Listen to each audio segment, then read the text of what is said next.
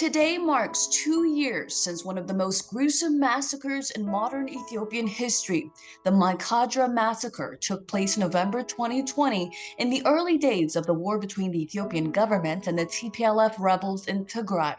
Hundreds, if not more than 1,000 people were killed, mostly ethnic Amharas. The Ethiopian government says the perpetrators were a youth group that went by the name of Samri. It was a stunning act of violence that has left behind physical and emotional scars on many Ethiopians. For the whole year, the narrative was a false narrative. It was all about TPLF. The people that were committing the crime were being seen as victims. And the victims that were being killed, massacred, like these names that you're holding from Mai Kadra, were being seen as the aggressors.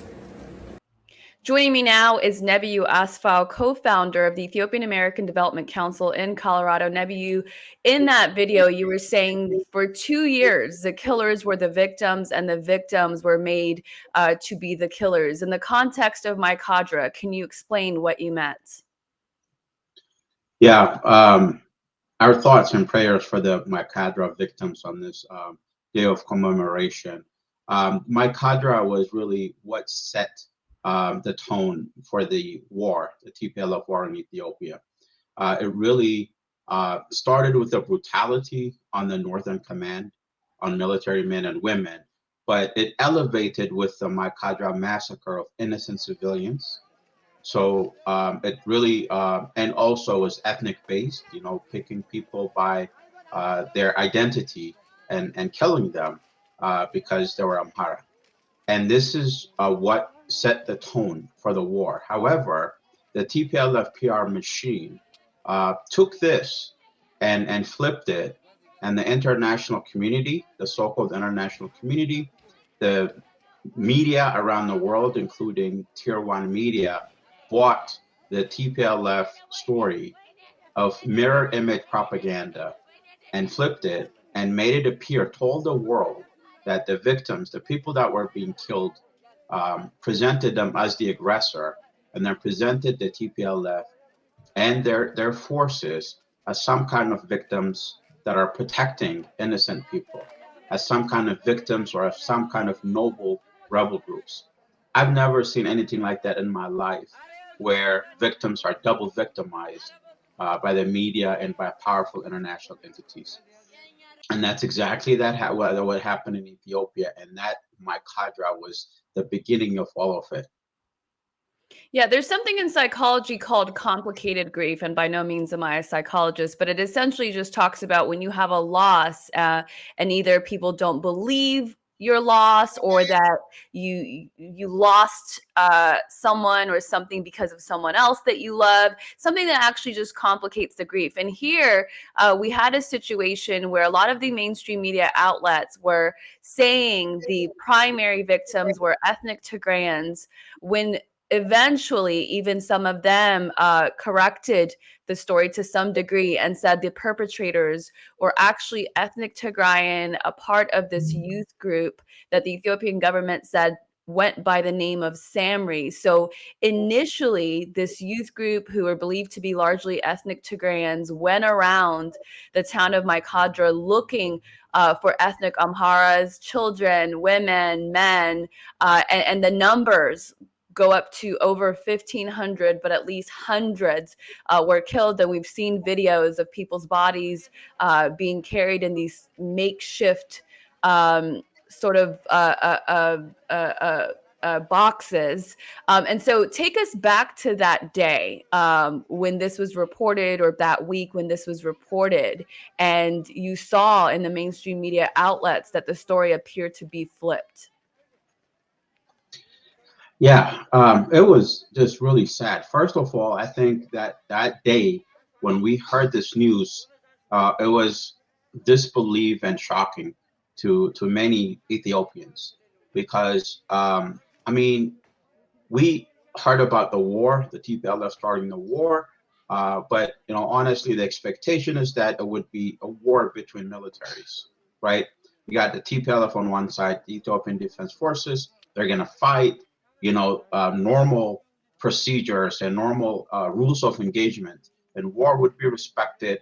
Obviously, there might be some casualties, but we never really thought that this will turn into, or the TPLF would turn into, actually hunting down civilians and just killing these innocent people that have absolutely nothing to do with anything that has to do with these are poor people. These are fathers and mothers, and these are children. These are pregnant women. And if you recall, there were videos coming out of this mothers crying, these bodies that were collected, just piled on, like, you know, it was just really extremely heartbreaking. And while we're, as Ethiopians, as Africans, mourning to see such a massive amount of mass murder, the media is telling a different story. And you have these killers, the Samri gang, run over to Sudan, and suddenly they're presented as these refugees who were escaped massacre. I mean, literally, that's what was said. These people killed innocent people. They're run over to Sudan, and they're being presented as some kind of victims that are running away. Now, not to say there was refugees, real refugees, but I'm talking about the specific set of killers that embedded themselves into that community and went into Sudan. And those were the very people that were giving interviews, that were telling their stories, and that's the voice that was being elevated. Literally, the voice of the killers was being quoted on AP. The voice of the killers were being quoted on CNN, was Anima, and it was just nothing more frustrating and sad and heartbreaking than that. You know, imagine that somebody breaks into your home and kills the whole family, right? And that person runs away, goes to the other part of town, and claims victimhood and saying that I escaped from that killing spree, and the media is interviewing the killer, you know, and crying with them as if they're victims. That's what happened in Ethiopia on a massive scale in Mai Kadra. And, you know, this will be a black, dark moment in our history, really, because I don't know that we've ever had a scenario in Ethiopian history. Ethiopian history is filled with war, but there's never been cruelty and brutality like what we've seen in Mai Kadra. And the set of events that brought through after that, where we witnessed some other massacres, and even in Western Ethiopia, that is really heartbreaking, because these are things that we've never seen happen in our history. And that's exactly what TPLF did it. At the time, you know, when we did that rally, the video that you were showing, we were frustrated. We knew the truth, but you're going out there and you're hearing this on this mainstream media. You're hearing it from your coworkers, from your friends, American friends, because they believe the Washington Post, because they believe the New York Post, and you're having to explain to every single person. And you know, when we came out, you know, saying no more, I was really heartfelt, because we just wanted that to stop. We just wanted the truth to be known, because that is the least we can do to honor the dead, is to tell their story.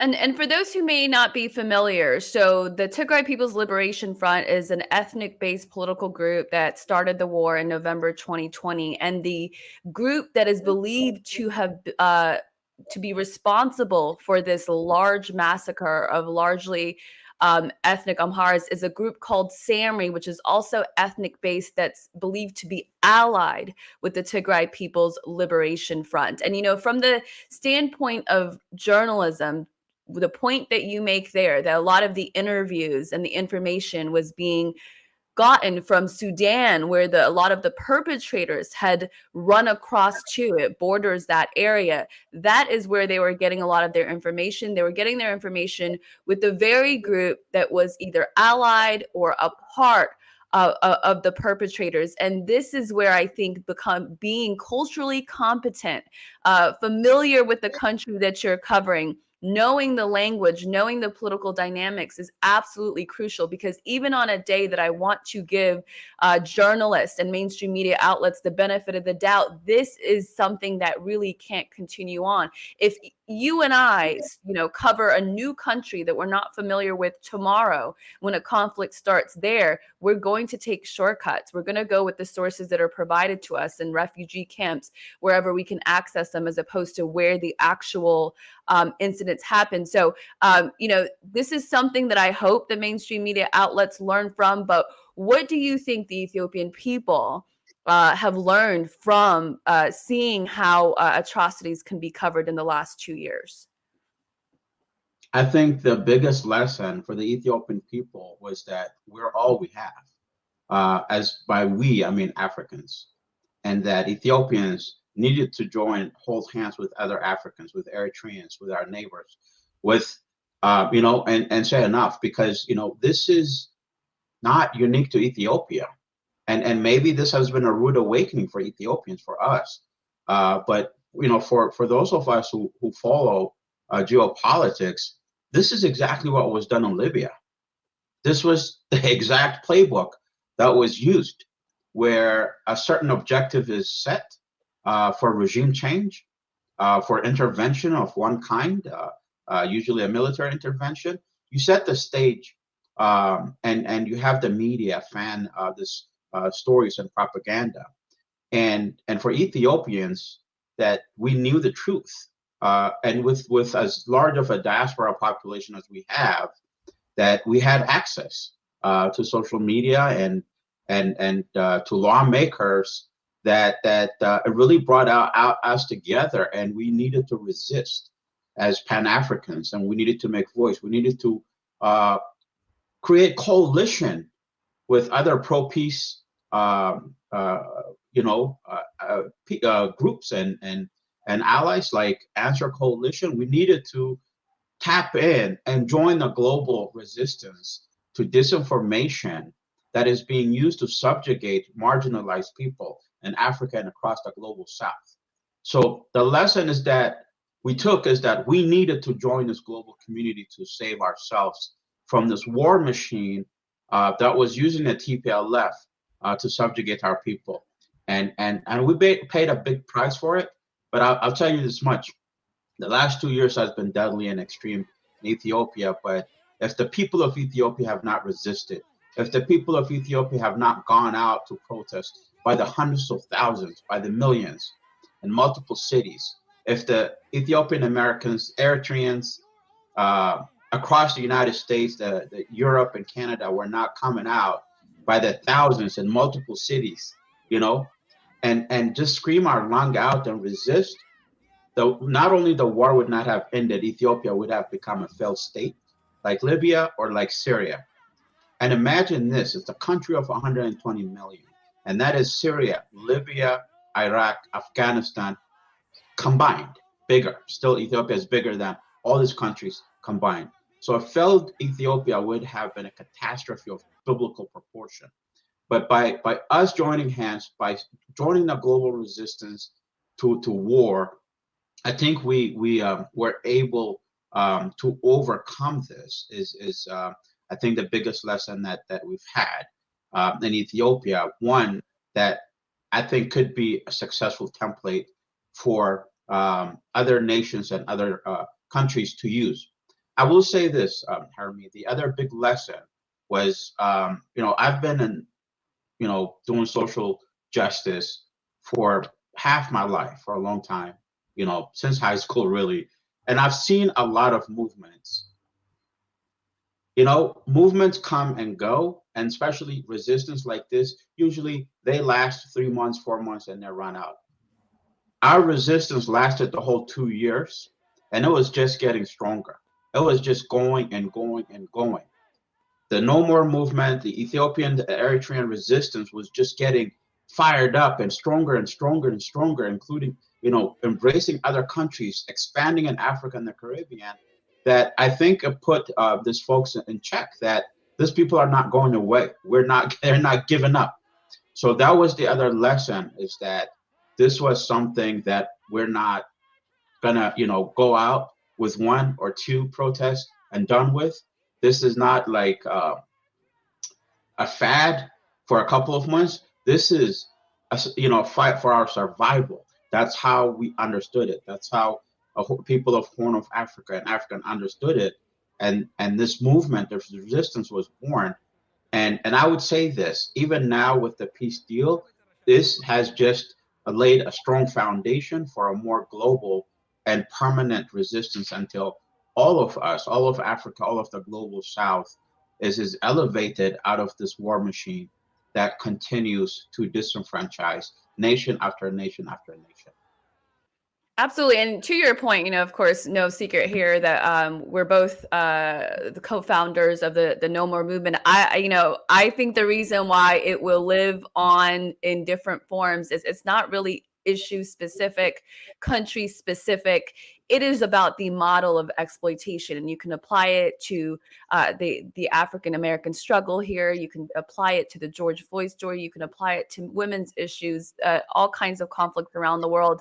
It begins with disinformation and the way that divides the very people that they should be working with. I mean, the Mai Kadra massacre was a perfect example of how really all Ethiopians should have been outraged about what happened, but instead people were pointing the fingers at the wrong people who were said to be perpetrators by entities that didn't speak the language, and that were writing the story out of about Ethiopia. And what did that do? It fractured the Ethiopian Eritrean American community, and we're still struggling with that. We're still trying to mend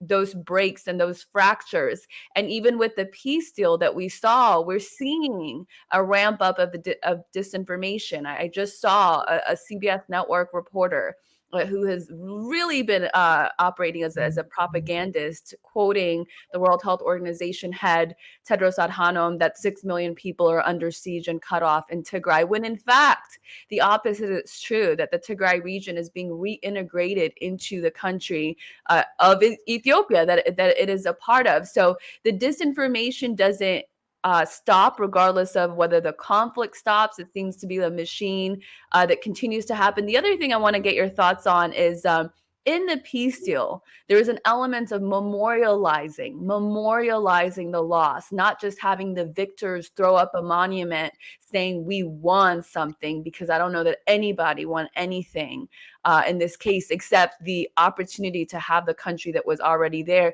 with many more fractures and a lot more to fix. So how important do you think memorializing the loss of this war will be to a more peaceful Ethiopia, and Ethiopia that remembers the cost of war? Yeah, I love that because, let this be the last war for Ethiopia or the Horn of Africa, period, right? And no one really won when you really look at the catastrophe this war left behind.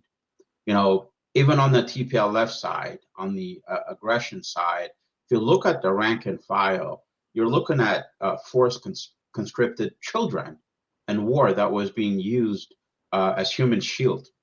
8-year-old, 9-year-olds, 12-year-olds, 15-year-olds that was just thrown into the line of fire.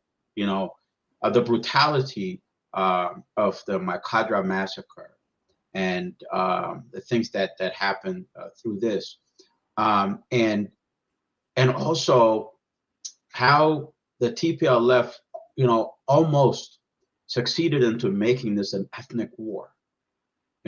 People against people. The stakes were so high, and that I think that it's so important. One, that the people, the civilians that lost their lives in this, that didn't have a choice, that were executed, that were raped, that were just abused in such horrific way. I think it's important to tell the full story, tell their story, and memorialize it in a way that we continue to remember what war means. And that in a way that if any conflict occurs in the future, or where there's a major disagreement, may we look back and say, this is what war does, and force ourselves into the table and negotiate let this be a lesson where we collectively as people learn to not let foreign entities stroke our pain to kill our brother. Not only remembering our brothers and sisters that lost their life and everything that was destroyed, but to make sure that this pain and this memory lives on to prevent such things from happening ever again.